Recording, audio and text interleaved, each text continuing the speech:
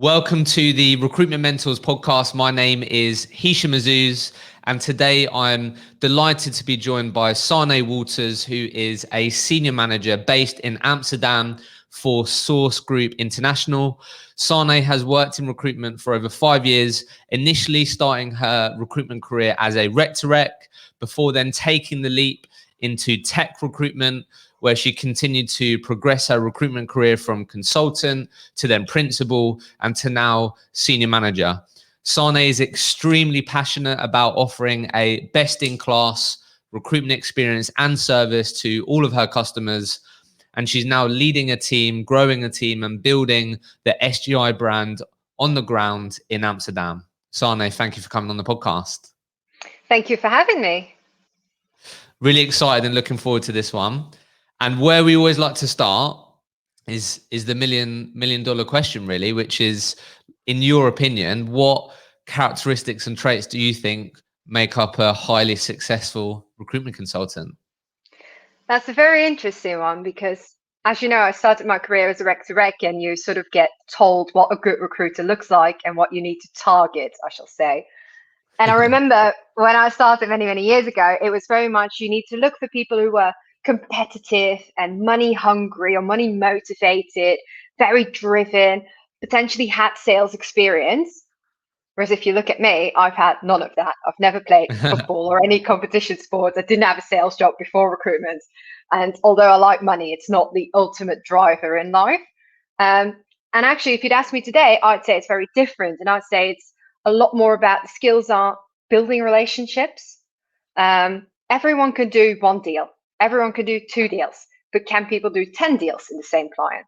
It's that adding value. And I think you get that through knowing what you're talking about and adding value to people and making that relationship a lot very different from here's a CV and a lot more to that trusted advisor as a recruiter.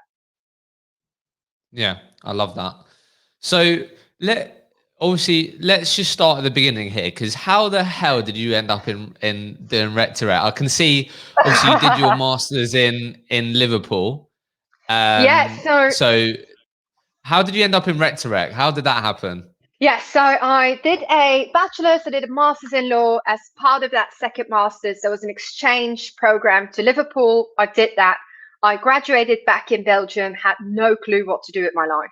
I had an offer to do a PhD and teach at a uni, and I had an offer for a law firm. And I was like, what am I going to do for like the next 50 years? And I did what all girls do. And I looked at my dad and I said, how do I pick a career? And he said, it needs to give you fire in the belly. And neither of them gave me that fire. So I then delayed my career and I went to study again in Liverpool, had to tell mom and pops that I was gone again for a year. And in there, uni was only 2 days a week and I wanted to make my own living, had to. And one of the jobs that was advertised was German speaking recruitment consultant, associate, whatever it was. I had no clue. And the interview lasted 4.5 hours.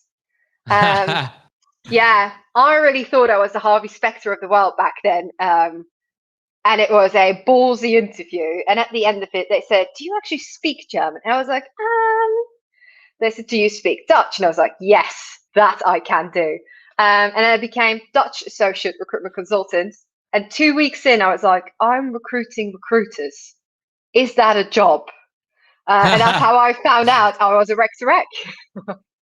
Wow, I love that story. I guess one of the things that we're gonna do over the coming months, and it'd be good just to focus on this very quickly before we start unpacking this recruitment story. But one of the things that we're gonna do over the couple of months is just do some specific episodes on sort of focus on helping grads and graduates, because I think there's a lot of stress in that period. I never went to university. I did A levels and then I had no idea what I wanted to do, but I knew I didn't want to go to university with something that I wasn't sure that I was going to enjoy.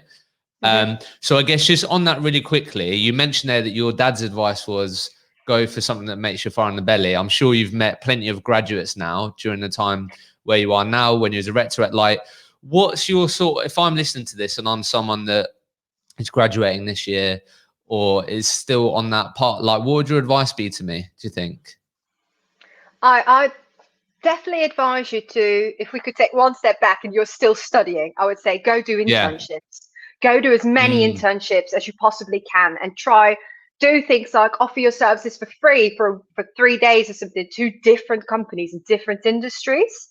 Because I did that during my law studies, and I realized this is absolutely not what I want to do, which was a bit of a shame 5 years in, but it felt so negative, right? You're always dealing with problems. And I was like, oh God, no, this is not for me. So I'd really say go and experience as many things as possible, because you are 100% right.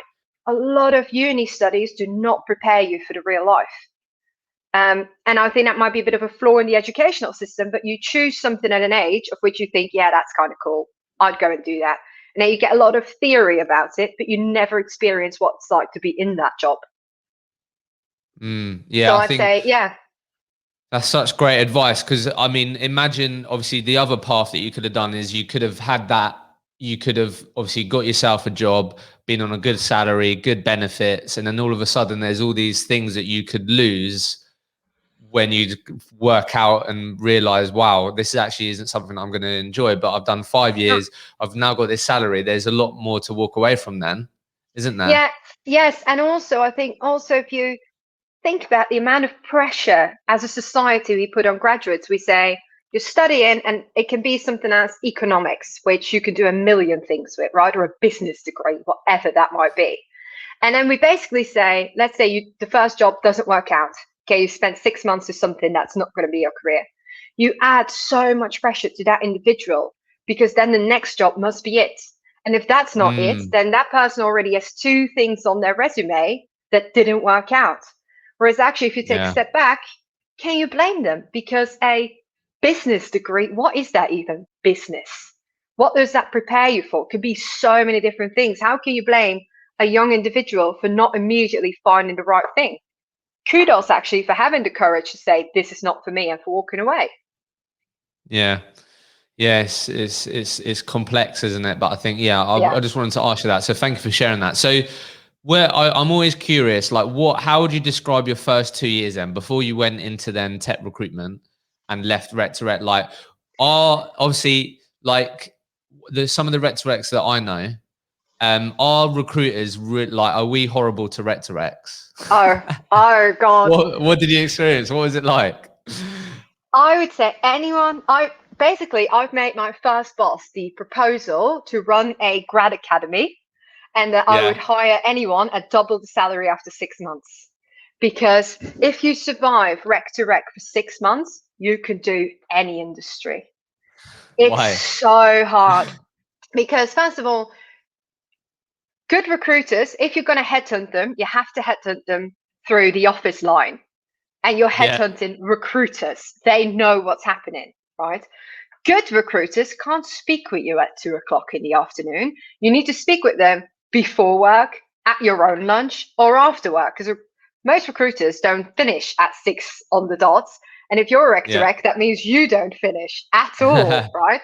But also, a lot of recruiters play, although that we say always don't take a counter offer, as a Rec to Rec, I've experienced it multiple times that recruiters do not use Rec to Recs, but use Rec to Recs to get a higher salary and to actually stay where they are. It's tricky to, I don't want to call it play the game with someone who's a player already, but it does I get what you mean. feel, you're selling someone their own trade, basically. And it's very hard. Also, with salespeople are proud people, and billings do get inflated when you speak with candidates. It might be a bit more than it turns out to be on a reference check, because everyone's quite proud of what they've done. It is tricky, but it made, honestly, it was a great introduction into IT recruitment, because I was like, especially because I did perm and now I'm doing contract, and I was like, oh, these people want to speak with me. They want a new job. Oh, that's amazing. They are honest to me about their salary because they want me to get them a higher salary. It's a very different experience, but it taught me so much. Yeah, I can imagine. So to sort of wrap this part up then, I guess for people listening, because I'm sure you've sort of had to take some of your own advice and you've learned a lot of things along the way. But like, if I'm listening to this and I am considering a career move in recruitment, I think it can always be really, there's one, obviously when you're sort of a couple of years into your career, there's a lot to lose, right? Particularly if you're a contract recruiter, like you're potentially losing relationships, blah, blah, blah. So I guess for someone that's listened to this, that does have the right motivations, they're not in it to try and just get more money at their current business, but really want to progress their career and maybe want to go into a new sector or want to be in a better environment. Like what would be your advice to me to make sure, what are some of the things that you would tell me to do to really make sure I have the best chance of finding the right company, you know, like just, I guess just some advice on that, I think would be great. Yeah, I think there's a couple of things, because when I made my last move, I was earning very well. And it's indeed, as you say, you have that thing with, I'm going to lose all my clients and I'm going to have to do it all again. And I'm going to start from zero.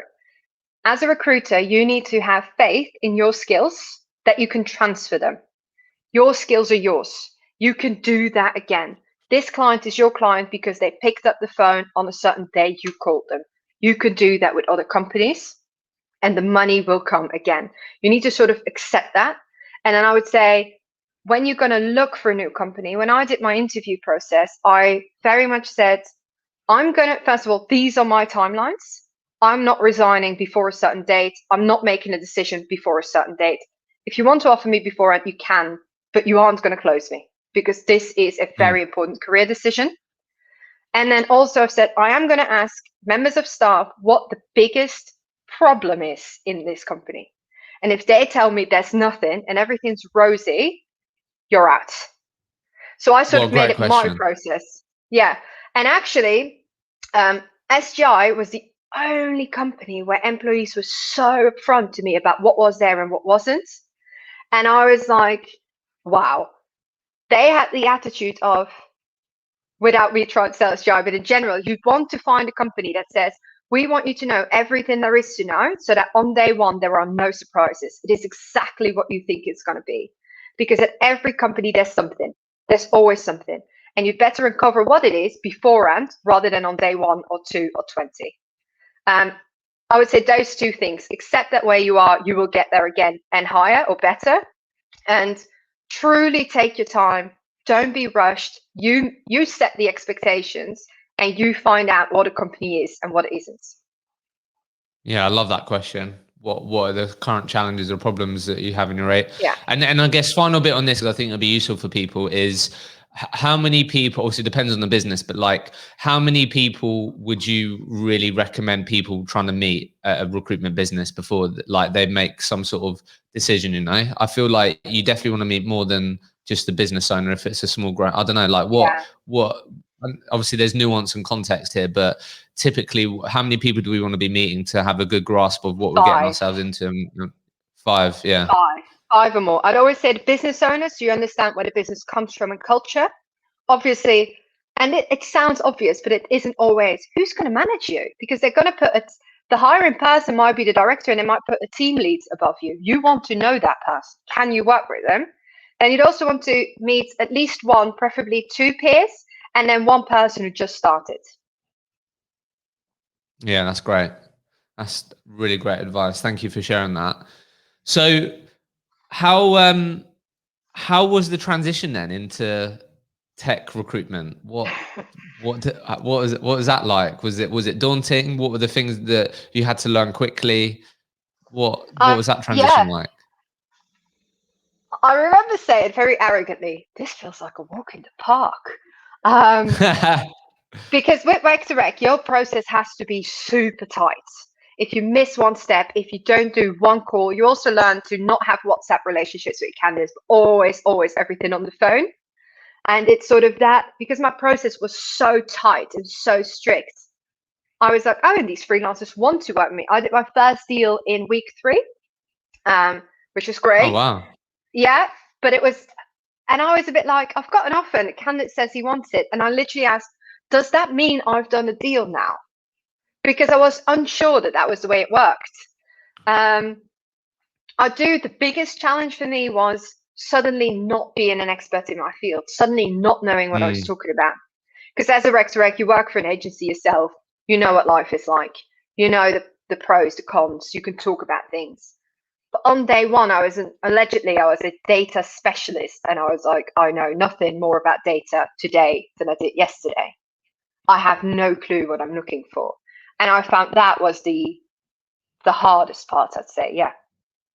Yeah, and I hear that a lot. So what's your advice for people that would experience and feel that? Like like one, I guess two things really. One, what do data specialists or sort of people that have a certain focus, like what do you feel like they need to be an expert in? Because I always say to recruiters when I'm talking to them about their brand and content, because one of the worries that they have is talking about things that they aren't extremely competent in. And I always have to remind them that you don't get paid to do the job of the people that you're No. supporting, right? And you're never going to be as competent as them. So one, how did you start? What do you believe makes someone an expert, or what should recruiters listen to this focus on being an expert in? And then two, yeah, what did your journey of like learning and becoming more of an expert, what did that look like? Because I feel like people could benefit from that. And how Yeah. did you learn more about the industry that you are now supporting? Yeah. So on the first day, I stayed late, which seems to mark my recruitment career.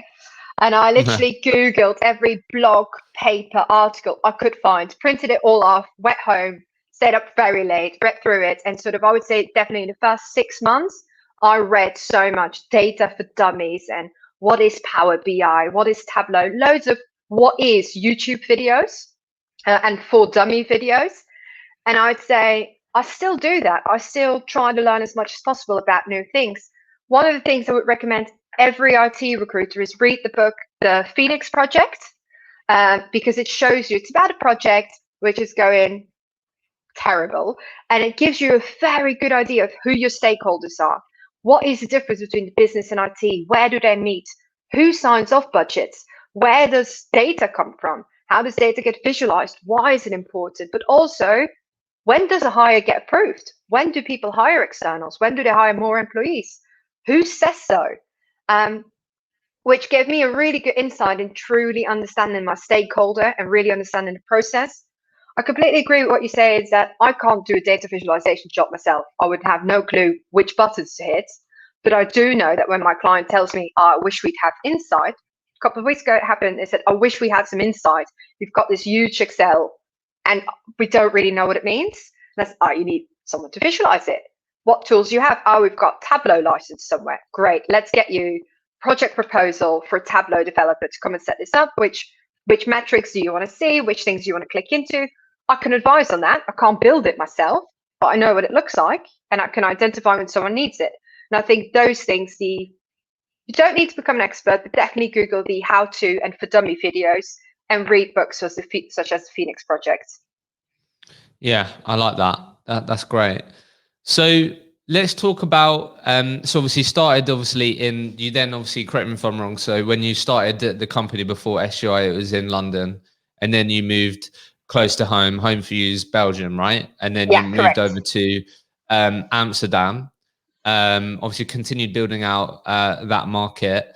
I guess look, we can cross over here with SGI and your previous employer, but one of the things that I wanted to ask you was like so I've worked with a number of recruiters that operate in Amsterdam with Brexit and everything. Like is Amsterdam becoming the new London? Like what's going on here? What's your view on this? Obviously there's been quite a few big brands that have taken a head office to Amsterdam out of the UK. Like I don't know, what's your sort of the nuances that you understand and the context that you have? Like how are you feeling about this Amsterdam market? Yeah, I think the Amsterdam market, you're absolutely right. A lot of companies are coming here. Some are unaware because contract regulations are very different to, for example, Belgium or Germany or the UK, Yeah, which companies aren't always aware of when they come here. For example, there's this, you have to, if you work here, you pay tax here. You can't just invoice with your LTD and whatnot. And a yeah, lot of companies are unaware of all these very strict rules about DBA contract, whatever things. So it's a bit of a journey you take them on with you as a recruiter to also say, great, yes, there is a lot of talent. Yes, there is an airport and you can attract talent from the outside. There's also rules to make that more attractive in the Netherlands. The government also supports, by the way, companies coming over here by giving them certain tax breaks. But you have to do it by the rules of the country. So I would always recommend to work with a local recruiter who does and understand the compliance and everything that goes along with it. So you are, and I hope I'm not, you can obviously work with UK recruiters. I don't want to say you can't, but what I'm trying to say is a recruiter who just does anything and everywhere will find it very hard to do a one-off placement in the Netherlands because it gets so complex. A UK recruiter who does Netherlands all day long will understand the ins and outs of it, but I definitely say always work for a local entity.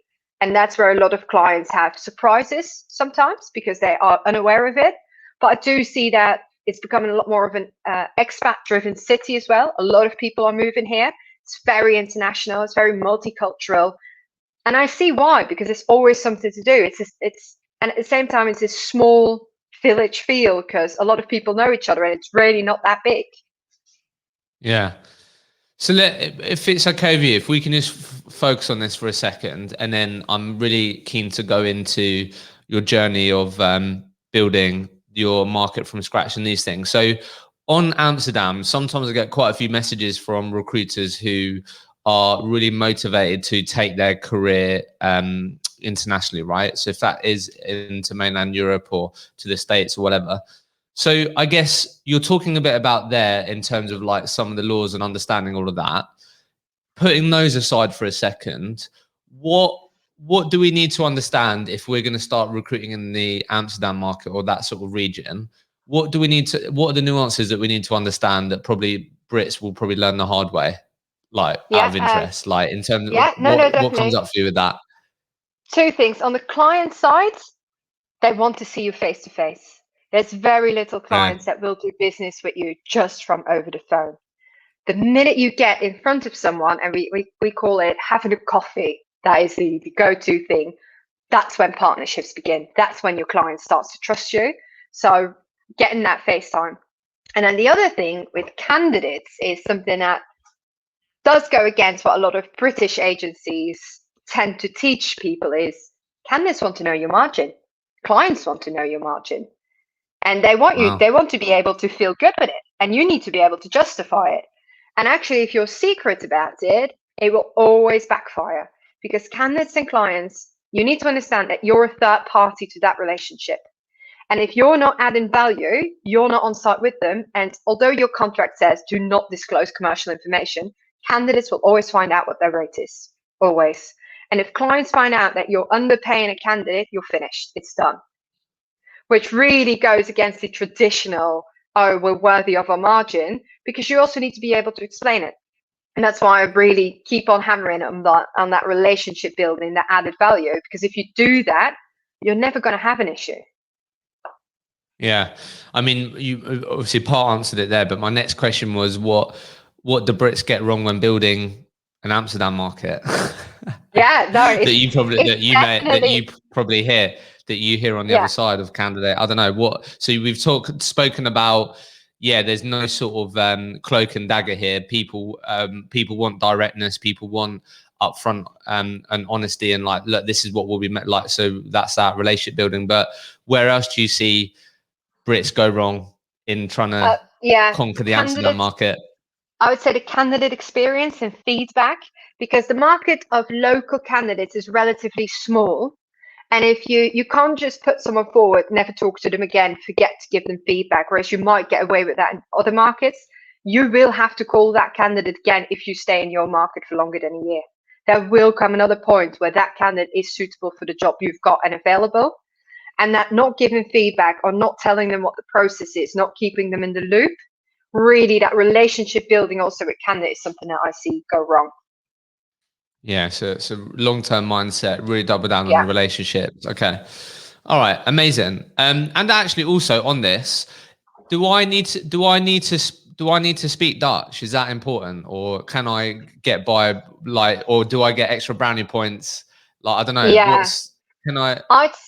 If I'm brutally honest, I'd say before COVID, you could get away with it depending on the clients you target.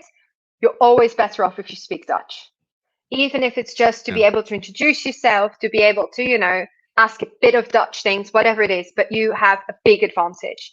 Before COVID, it was easier. Then COVID hit, and you notice that recruiters who were already finding it difficult found it even more difficult. And I do think that as an English speaker, you have to work twice as hard. It's 100% possible, but you are a bit behind and you have to work a lot harder. Yeah. Yeah.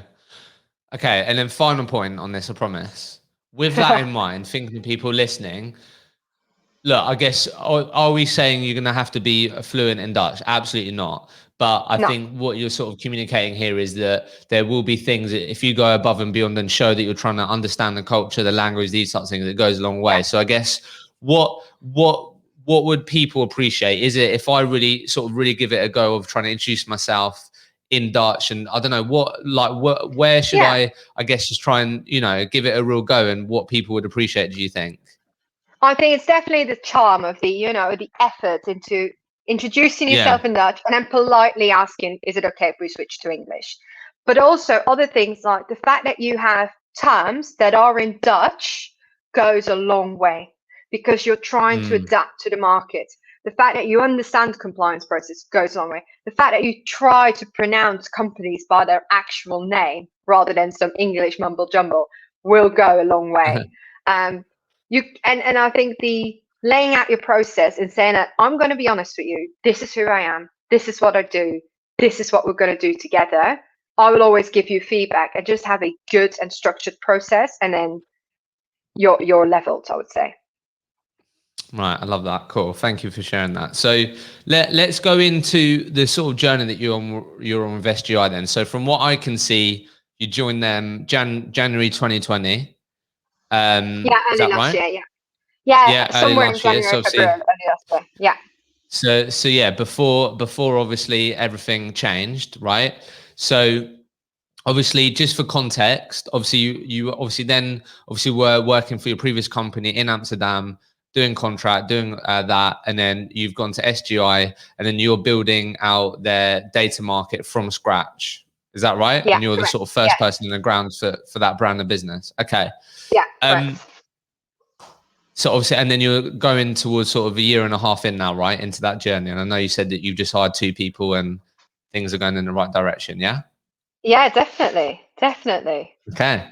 Yeah, So it's just very let's talk exciting. about let's talk about how this started then. Like how the hell did you approach this, which I'm sure at the time felt like a really exciting challenge, an opportunity, but no doubt some sort of mountain that you knew that you're going to have to climb up. So what was the strategy? What was like? Talk to us about the thought process and how you was going to start building this market from scratch, and where you Yeah. started. I think there's always two things. On the one hand, you want your compliance to be done, your legal entities and everything. But on the other hand, if there's no money coming in, then what's the point of having compliance set up? So you always want to juggle those two things. I'm a very structured person, so I had a sort of roadmap mapped out of how to do business in the Netherlands. What do you need for it? And it's literally registering with the Chamber of Commerce, getting a bank account, getting local contracts, all those things you have to do whilst in the day to day also drumming up new business, because obviously there's a relationship clause. So you've got to start over again. You've got to also inspire other people to go to clients together with you, ensure candidates that you are a trustworthy partner, even though we've not done this before and this entity might be new. So I think it's very much about the combination of working structured and rolling with the chaos and making I that like that. magical combination. Yeah, making it work. Okay. So what was the talk to us about people, or I'd say the most popular area that people want to know more about and learn from and hear how people sort of approach it and their tactics and these things is definitely new business. So you mentioned drum up new business there. Talk to us about how you approached that. Was it right? You did some market mapping. You knew sort of where the types of businesses that you felt like you could support. Talk to us maybe about how did you identify the niche that you was going to go after? And then how did we then start communicating to these people? Was it straight getting on the phone? Was it, I don't know, talk to us a bit about that. Yeah, it's interesting because when I was at my previous company, data was a lot of on-prem data.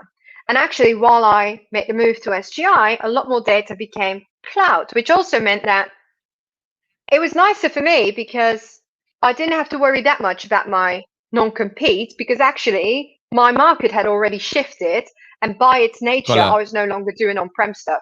I was doing cloud. And it really became about, again, I can't say this enough, adding value, understanding where there are cloud projects, understanding where you can truly support them. And I think if you move away from a recruiter from, hey, where else are you interviewing so I can go and nick that job and backfill it without you, and generally go to, are there any businesses where I can add value that are currently struggling and I can go and make a difference? It's such a different approach to BD, and it will really, really help you because you're truly doing it with the intention to help someone else. My previous boss said to me, if you help candidates and clients, all the rest will follow. And he couldn't be more right. The whole premise of idea of recruitment, it sounds a bit upside down, that helping people because we're here to do sales.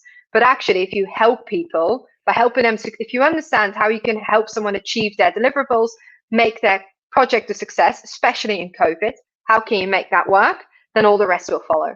And that happened also through organizing webinars, for example, writing blogs, putting content out there. I've got a community on LinkedIn where I actively give information to.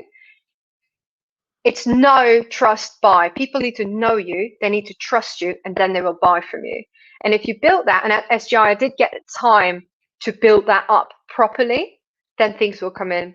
BD turns around and suddenly jobs come to you because you're the person who's helped other people, and that goes around the market very quickly. Yeah, so that was going to be my next question, and you sort of mentioned it there because I was sort of where my mind went and what people might be thinking was, well, if I haven't got a sort of candidate with the right skill set, then what else can I help them with? Yeah. And just sort of playing devil's advocate there. So I understand this. I need to give value and I need to help. So I guess talk to us a bit about that journey of how did you then come to, I don't know, what did sort of help first look like? Was it Sanne sort of sharing content on LinkedIn? Was it first webinars? I don't know. Talk to us a bit about the other things that I guess recruiters maybe sometimes miss or don't understand that they can help their markets with, and how you did Yeah. that and achieved that. Yeah, the easiest thing that everyone can do is, I'm sure you've got a candidate you get along with really well. And that candidate can do with a bit more market exposure. So for example, you do an interview with the candidate and you post that on LinkedIn. You can do it as a video, you can do it as a blog, where that candidate shares their highs, their lows, tips about certain projects, whatever it is, because I'm not a content expert in cloud, for example, but my candidates are.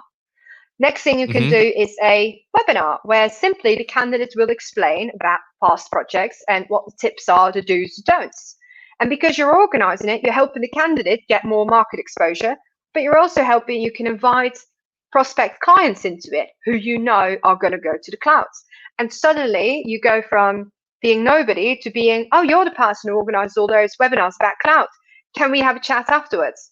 You message people with, if you have any questions you'd like to be addressed, drop me an email. And you suddenly get inbound emails with, oh, we're struggling with this on the project. Is that something you can address in a webinar? As well as, and I'm giving all my tips away here, but I guess it's not rocket science. It's also if you have any questions at the end of the webinar, drop me an email. And a client goes, actually, we're really struggling with understanding how much we leave on-prem, how much we take to the cloud. Not a problem at all. Let me organize a call with the speaker of the webinar, who's now magically available for a new project. You put everyone in a call together, the speaker helps the project, and before you know it, you've got placements because he's going to help that client, and you've brought the clients on by just doing a Yeah, webinar and by just wanting to help. I love that. Yeah, so basically, what you've been doing with these webinars is sort of bringing. You've created a space in your market for the important discussions and sort of a space for people to come and attend and learn on the things that are important to them. And guess what? You can add value. You can connect people. You can add value. And yeah, okay, I love that. So obviously, how quickly? How long did it take you before you started doing business then? Oh, not How long long at was it? all. Not long at all. Really? But that's also credit to, I had some wonderful colleagues who are already doing engineering in Belgium, who already has Right. a few clients. I'm obviously from Belgium, and there is crossover. There's a very thin border where there's a lot of crossover between clients, and they made some wonderful introductions for me. And through that, I also got the ground running very quickly. Yeah. Okay, fair enough. So that's brilliant. So I guess so you've spoken around the client side. I guess let's just get a bit more practical on the contract side for the people listening who are in contract recruitment. So Yeah. I always did perm, and from what I understand about contract and speaking to people like yourself, etc., is that obviously the candidate piece is obviously still important. You have to continue building that network and really get good at understanding who has what skill sets, who can do what, and get really good at understanding that quickly. So you can act quickly. But what I always seem to understand and grasp is that the client side, winning projects, getting involved with a business that wants to go from 5 freelancers to 15 contractors or whatever, that's like getting the opportunity to at least speak to these companies about supporting them achieve that is the more harder part. Yeah.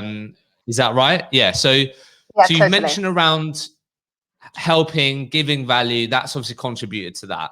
But I guess getting real practical, like you mentioned there around understanding sort of people, projects and stuff like that. If I'm a contract recruiter, how can I get better at understanding where the projects are going to be? Like, do you know what I mean? I guess that's what I'm trying to ask you is like, how have you got better at understanding or getting the information that you need to be the first recruiter going, hey, are you going to need contract? Like, do you know what I mean? How have you got better at sniffing out these projects and stuff, for a lack of a better term, Yeah, on no, the that's fine. BD side, I think out of it interest? very much depends on, you need to be, I can only talk from my experience. For example, I rarely do AWS. I mainly do the Microsoft stack, meaning I've got alerts set up that when Microsoft announces a new partnership with a company, I get that in my inbox. So I know, oh, this Right. company's actually recently signed up.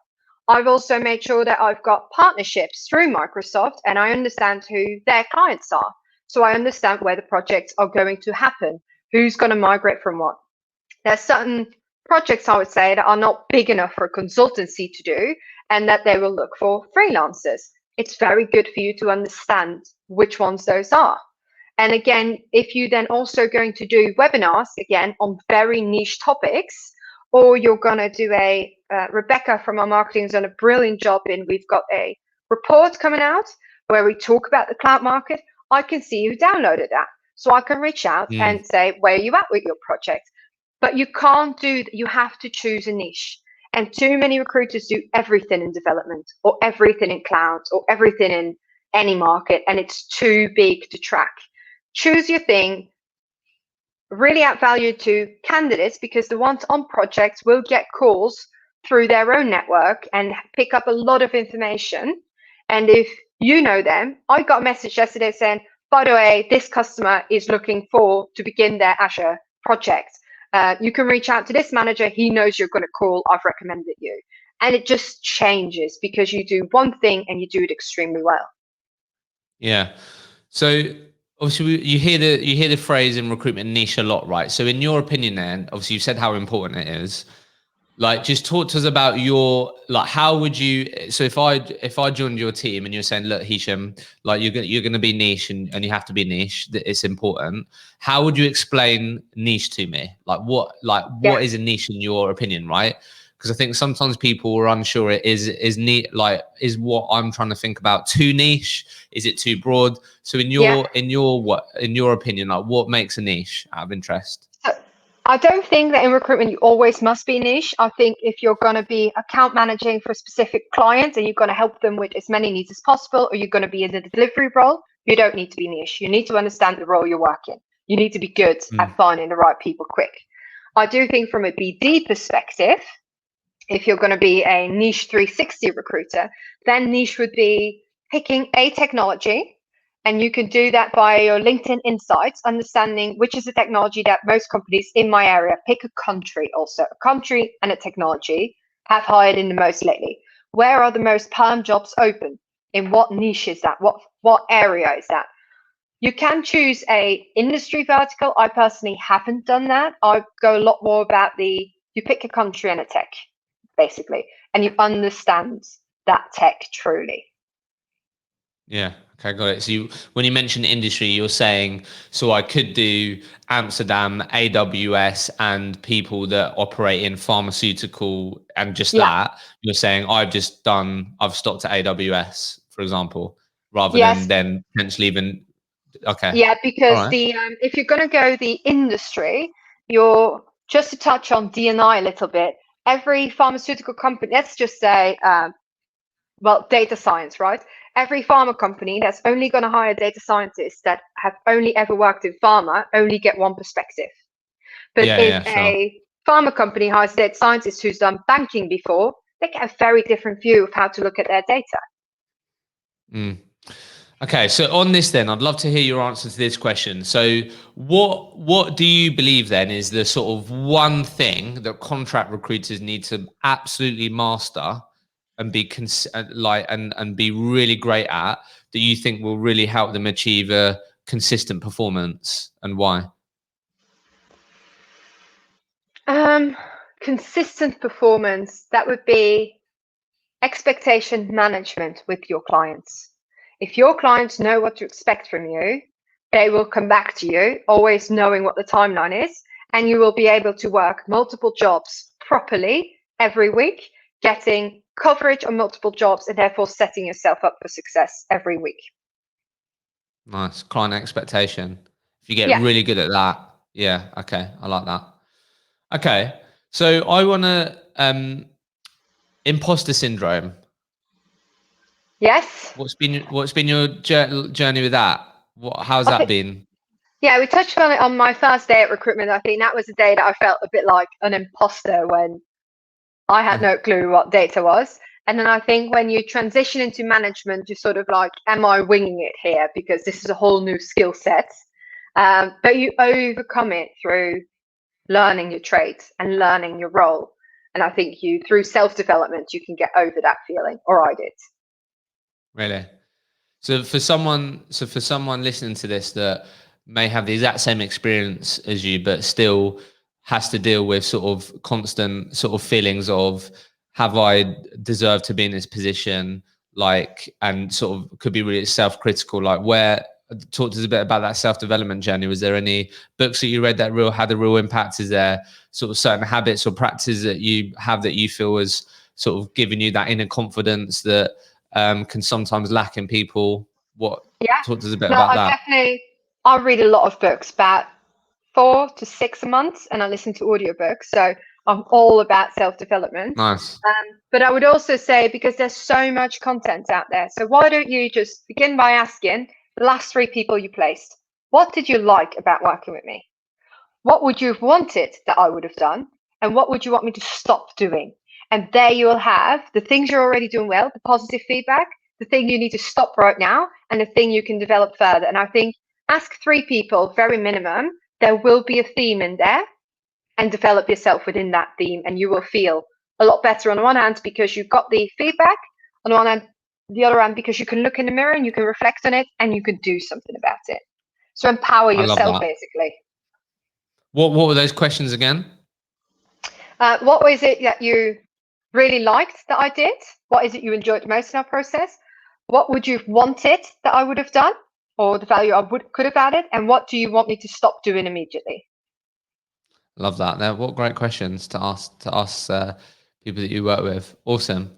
Okay, so and what you're saying there is, if you actively ask questions like that with people that you've worked with, you're giving yourself an opportunity to work out where you can improve, but Yeah, also at the same time hear from people say, "Hey, you're great at this," and yeah, okay, I love that.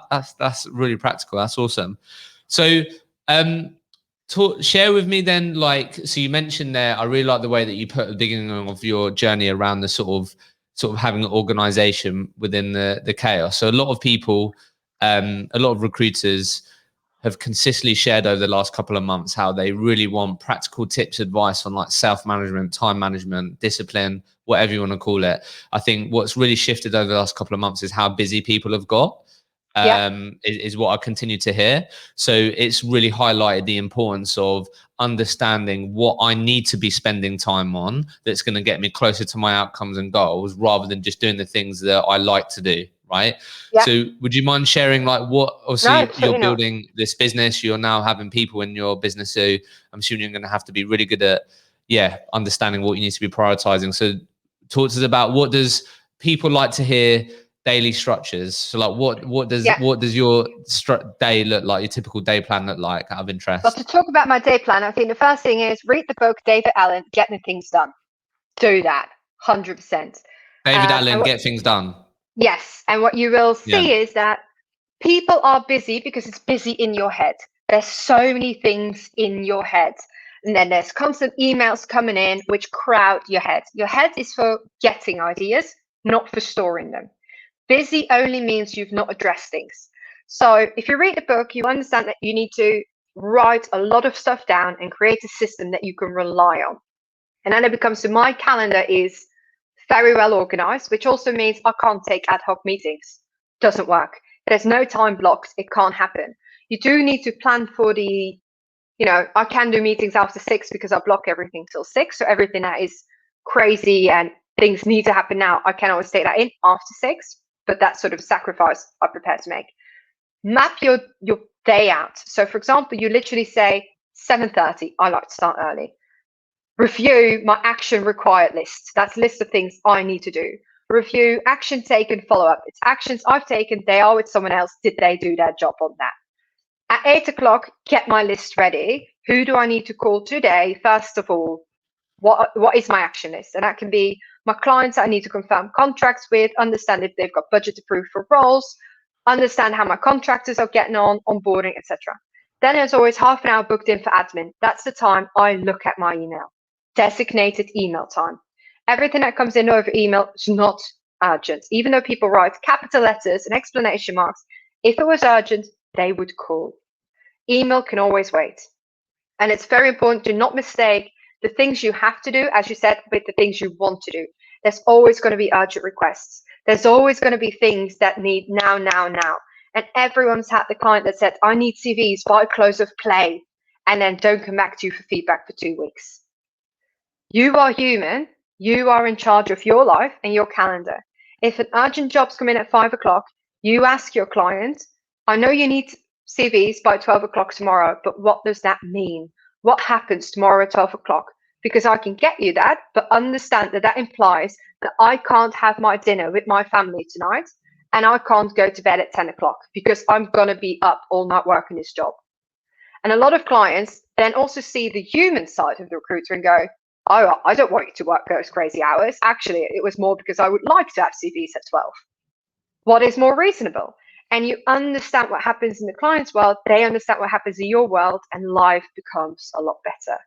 And if you have that diary mapped out, also understand how much time am I going to spend on a job and map it out in your diary so you don't spend your life resourcing something that you should have closed. Really be honest about the quality of the jobs you've got and the time you're going to invest in it. But block that out in your diary. Everything has to be in your diary so that you can also turn your laptop off, close it, close your emails, and you know you've done what you need to have done. And that feeling of, how shall I say it, that overwhelming feeling of being busy goes away because you know you've got time allocated to do the things you need to do to get your results. That was very passionate. Yeah, no, I love that. Honestly, that was great. And like, so do you spend any time then reviewing your weeks out of interest? Do you then have a non-negotiable time each week to sort of look at, right, where am I heading? Do you do any of that at all? Or is it always sort of the day at hand? Yeah, no. Actually, we've got what we call jobs pipeline meeting. That means every morning you're able to pull up a report for yourself to understand what is open, what is ongoing, how long it's been ongoing for, does it have CVs against it, what's the next action? And you get a very clear insight. Are you on track or not? Are you where you're supposed to be that week? What things have required more attention? What things need more attention? So you can review and adjust your day if needed. Yeah, I love that. That's awesome. And then, so look, I absolutely love your mindset, energy, passion for this. So like, talk to us about, obviously, I'm sure it hasn't all been smooth sailing in the last 15 months. Talk to us about what have been some of the sort of real challenges that you've had to work through in the last 15 months. What have been some of the darkest periods? Oh, I think it's very much when you're setting up something new, you've got to be honest with yourself. No, you're not going to get it done in 40 hours a week. It just isn't going to happen. But there's also periods, especially, look, obviously COVID hit. And I think I always say before COVID, it was busy because we're setting up a new market. Then COVID hit and I was super busy to get more jobs on to cover for the hole that COVID left or could have left. And then when everyone realized that working from home was a real thing, it stayed super busy because now more jobs were released because projects were behind. So it always stayed this massive peak of busyness last year. And it's very easy to not think about yourself and to keep going because I'm setting up this new market. I am doing this, and there's a million things to do. Ben Milwaukee has also been on this podcast, is my mentor, and I asked him, work-life balance. I struggle with that. How? Even though my fantastic planning system, I do plan way too late, if I'm honest. And he said the great phrase, work-life balance doesn't exist. There's only life, and we tend to fill it up with work. And that was so true for me. That was a real, you're so right moment. And I've had a bit of this aha moment where the world doesn't end. If you forget to put your logo on a CV the first time and you send it again, the world doesn't end. The client doesn't think you're any less of a recruiter. If you close your laptop at 7 p.m., the world doesn't end. Projects don't go away. And that realization that actually I'm very passionate about what I do, but I'm going to be doing this for a very long time. Clients and candidates are going to be there for a very long time if you treat everyone with respect. Nobody wants an overworked recruiter. Candidates don't want to speak with someone who's stressed. Clients don't want to speak with someone who's stressed. And that was definitely an aha moment for me. Yeah, I love that. I think, yeah, work-life balance. I just think it's so individual. I think to sort of, yeah, I'd think to paint a brush where everyone should have a work-life balance and everyone should work at, like, sort of leave work at this time, or you shouldn't be thinking about work when you're home and stuff, it's just everyone has their own individual sort of feeling towards work. You know, I think this would be you wouldn't be talking the way that you are if sort of a lot of your working life you really didn't enjoy what you did and you was miserable and you was sad and when you got home, like, and you was then dreading about the next day. But yeah, I just couldn't agree with that more. And I think it's just, yeah, I guess before we finish then, what I wanted to ask you was, which could tie into this, is then just women in recruitment. Like how can we get more, how can we, like, what's your view on, look, so my context from speaking to people like yourself and other women in recruitment. So the sort of just an overview of what I've taken in and learned is what I think is massively changing, hopefully. But sort of maybe in the last 5 to 15 years, a lot of women have found it difficult because they've been at a crossroads where it's like, right, I need to start a family. I can't have children for ages. I need to think about when I do want to have a family, but I've worked really hard in my career. How reasonable are my company going to be when I come back? I'm worried about that. I'm just going to choose career, or I'm just going to choose family, and I'll work out career, right? Which can sort of, I feel like it's had an impact on how many then leaders have ended up in, female leaders have ended up, because they may have had to make that hard decision where I'm choosing career.